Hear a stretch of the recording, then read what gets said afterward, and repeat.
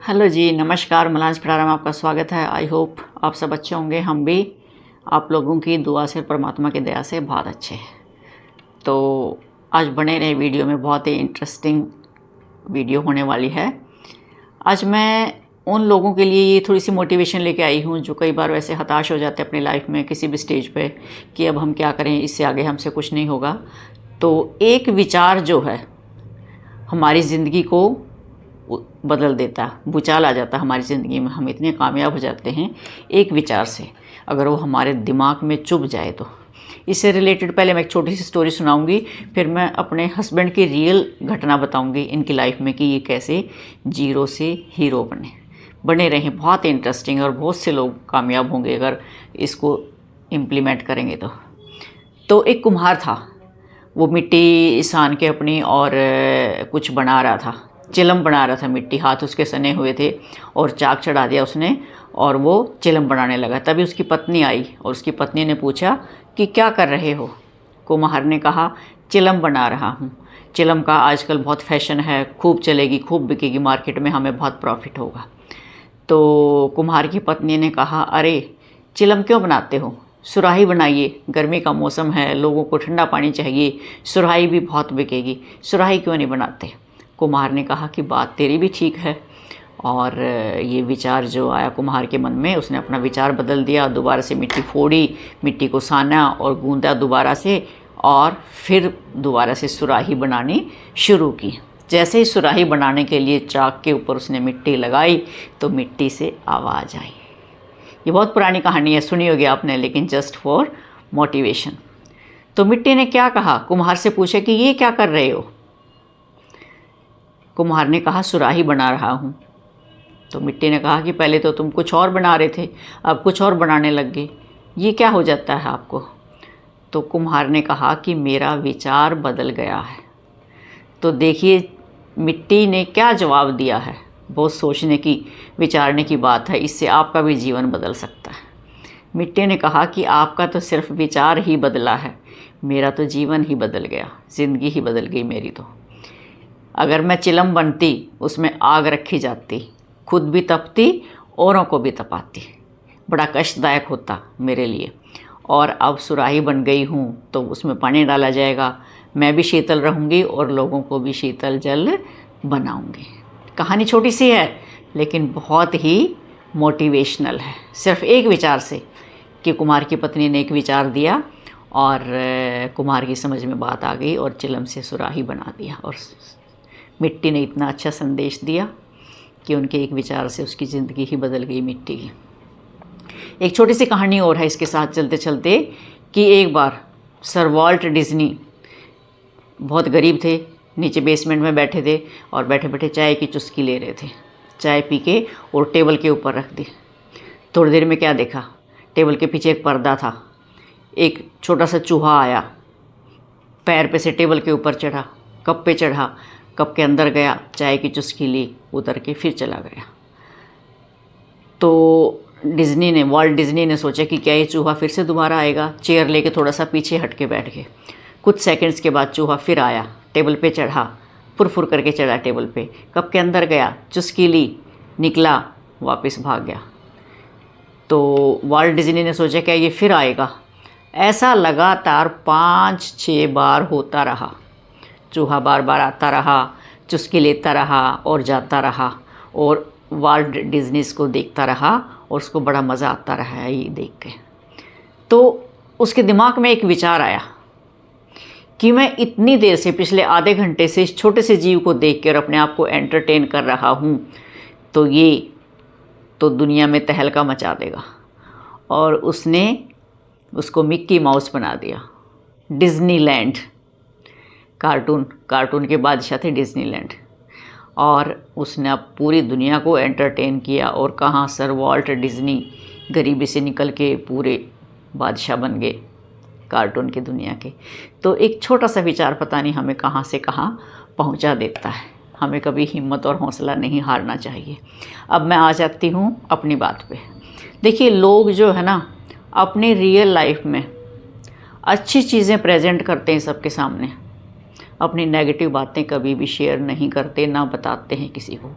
लेकिन मेरा ये पक्ष होता है कि जो हमारे बैड एक्सपीरियंसेस रहे हैं या जिन चीज़ों से हमने नुकसान उठाया है या जो हमारी उन्नति में बाधक रहे हैं, हमारे लाइफ में कामयाबी में हमारा जो रोड़ा बने हैं वो एक्सपीरियंस हम सबके साथ शेयर करें। तो इसका मैं एक छोटा सा किस्सा बताऊंगी अपने हस्बैंड की लाइफ का, क्योंकि शादी के बाद इन्होंने मेरे साथ ये चीज़ शेयर की थी। और ये अभी भी यूथ को भी, जब बच्चा कोई हताश निराश हो जाता है ना कि मैं क्या करूं, कोई फेल्योर्स आ जाती हैं, तो ये उनको अपना एग्जाम्पल दे के मोटिवेट करते हैं।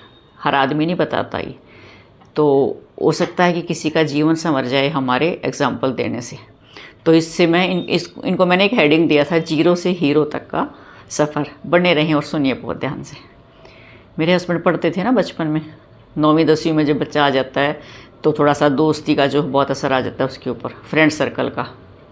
और इनको, हर बच्चे को होता है, किसी को गेम का चस्का हो जाता है, किसी को टीवी का होता है, किसी को कुछ होता है। उस टाइम पे टीवी और फोन्स का इतना ज़माना नहीं था। उस टाइम नॉवेल्स का बहुत होता था, नॉवेल्स बहुत चलती थी। आज नहीं है, आज तो डिजिटल युग आ गया है। तो इनकी संगत ऐसी थी कि अपने दोस्तों के साथ रह के पहले तो ये शेयर करते थे। एक नावल एक बच्चे ने पढ़ ली, फिर दूसरे ने, जैसे किसी को सिखाते ना, नशा करना सिखा दो, बीड़ी पीना सिखा दो, ये छोटी छोटी लत उनको सिखा दो, फिर उसको हैबिट हो जाती है। तो ऐसे ही इनको भी नावल पढ़ने का चस्का पड़ गया। तो ये क्या करते, जब ये 9th 10th में थे, अब मेरे ससुर तो जॉब में थे और मेरी मदर इन लॉ थी, वो पढ़ी लिखी नहीं थी इतनी, तो ये बुक के बीच में बताते हैं कि उसमें नावल रख लेते थे, सिलेबस की जो बुक्स होती थी, और नावल पढ़ते रहते थे, क्योंकि वो दोस्तों से जो चस्का लग गया था। और उम्र ऐसी कच्ची उम्र थी कि इनको पता ही नहीं था कि मेरा कैरियर कहाँ जाएगा इससे, बस उधर झुकाव था। और एक एक दिन में नावल पूरी ख़त्म कर देते थे, फिर अगली नावल का चस्का होता था। जो पॉकेट मनी थी, सेविंग्स थी, उससे ये अपनी नावल्स खरीदते थे, कभी ऐसे शेयरिंग में, कभी एक दूसरे से लेकर नावल्स पढ़ते थे। तो मेरी मदर इन लॉ पूछती भी थी, पढ़ने के लिए बिठा देते थे इनको, तो वो फिर पूछती भी थी, भी उनको कह देते कि हाँ पढ़ रहा हूँ मैं। नीचे बुक होती थी सिलेबस की, उसके बीच में नावल होती थी। तो एग्ज़ाम हुए और रिज़ल्ट अच्छा नहीं आया। कहाँ से रिज़ल्ट आएगा जब आप पढ़ दूसरी चीज़ रहे हो, सिलेबस तो आप पढ़ ही नहीं रहे हो, सिर्फ आप दूसरी तरफ आपका ध्यान फोकस है, आप डाइवर्ट हो चुके हो, तो आउटपुट तो कुछ भी नहीं आएगी। रिज़ल्ट अच्छा नहीं आया, और ये बड़े फ़क्र से बताते हैं सबको, बिल्कुल नहीं छुपाते, ताकि और भी इससे सीख लें कि इनकी परसेंटेज बिलो 50% थी। एडमिशन, अब 10th के बाद आई एडमिशन की बारी की, कॉलेज में एडमिशन लेना था उस टाइम, और जो ये स्ट्रीम लेना चाहते थे वहाँ कहीं भी इस परसेंटेज में एडमिशन नहीं होता था। अब मेरे ससुर इनको लेके खुद बताते हैं ये अपनी बातें, कि लेके जाते, जहाँ भी जाते वहाँ तो शर्मिंदा होना पड़ता था। सभी कह देते परसेंटेज बहुत कम है, इस परसेंटेज में इन सब्जेक्ट्स में एडमिशन नहीं हो सकता। तो देखिए, हर माँ बाप को दुख होता है। हम भी पीटीएम में जाते थे ना, और हमारे बच्चों के मार्क्स कम आते थे, तो हमें बहुत बुरा लगता था, हमें शर्म लगती थी कि इनके माँ बाप पढ़े लिखे हैं और इनके बच्चे अच्छा स्कोर नहीं कर रहे। तो हमें भी बुरा लगता था। हम भी बच्चों को समझाते थे ये कि भाई अगर तुम ऐसा करोगे, तुम्हारा ऐसा स्कोर आएगा, तो हम पीटीएम में नहीं जाएंगे, क्योंकि हमें बहुत बेइज्जती महसूस होती है। तो मेरे ससुर का बड़ा सॉफ्ट स्वभाव था, बड़े सॉफ्ट स्पोकन थे। तो उन्होंने बस एक ही बात कही इनसे कि बेटा, अगर तू मेहनत करके और अच्छा स्कोर कर लेता, तो आज मुझे जगह जगह लोगों के सामने शर्मिंदा नहीं होना पड़ता कि इनके बच्चे के इतने कम नंबर आए और किसी भी स्ट्रीम में इनका एडमिशन होना बड़ा मुश्किल है। तो इससे उनको बड़ी शर्म महसूस हो रही थी। और उनकी इस बात से ही, जैसे मैंने कहा ना, कि एक विचार आपकी ज़िंदगी बदल सकता है, आपकी ज़िंदगी में भूचाल ला सकता है। मेरे ससुर की इन वर्डिंग्स को इनके मेरे हस्बैंड के दिमाग पे इतना असर डाला कि मेरी वजह से आज मेरे फादर जो हैं वो शर्म महसूस कर रहे हैं, अपने आप को असहाय महसूस कर रहे हैं। तो मैं भी प्रण करता हूँ कि ये जो मैंने पीछे गलतियाँ की हैं ना, ऐसी गलती मैं ज़िंदगी में कभी नहीं करूँगा। और मैं प्रॉमिस करता हूँ कि मैं बहुत मेहनत से और कामयाब होकर दिखाऊंगा। और उस दिन से इन्होंने इतना हार्ड वर्क शुरू किया कि आज का दिन या पीछे की ज़िंदगी जो है उसको बिल्कुल ख़त्म करके और एक नए सिरे से जी जान से इतनी मेहनत की कि फिर 12th में भी बहुत अच्छे मार्क्स आए, ग्रेजुएशन में भी बहुत अच्छे मार्क्स आए और फिर इन्होंने MSc में NDRI करनाल में एडमिशन लिया, जहाँ पूरे इंडिया लेवल का एंट्रेंस टेस्ट होता है और केवल 10 ही सीट होती हैं और उनमें सेलेक्ट होके आए। MSc के बाद इन्होंने फिर PhD की PAU लुधियाना से, और उसके बाद थोड़ा सा संघर्ष तो किया जॉब के लिए, थोड़ा सा टाइम लगा, लेकिन वही कहते हैं ना कि भगवान ने शायद कुछ ना कुछ हमारे लिए बहुत अच्छा ही सोच के रखा होता है, उसकी लीला ही अलग है।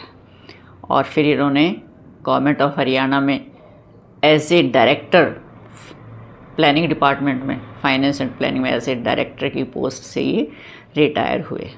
तो ये था इनका 0 से हीरो तक का सफ़र।